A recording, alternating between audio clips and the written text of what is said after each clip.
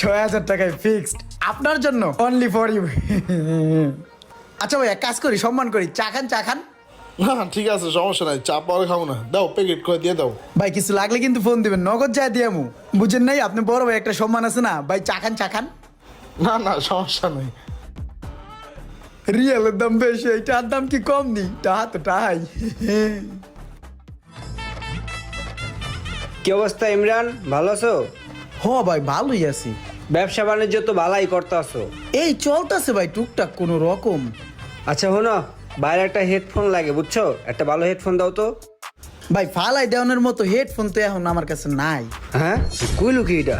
ওই মিয়া, তোমার কাছে ফালান হেডফোন চাইছি?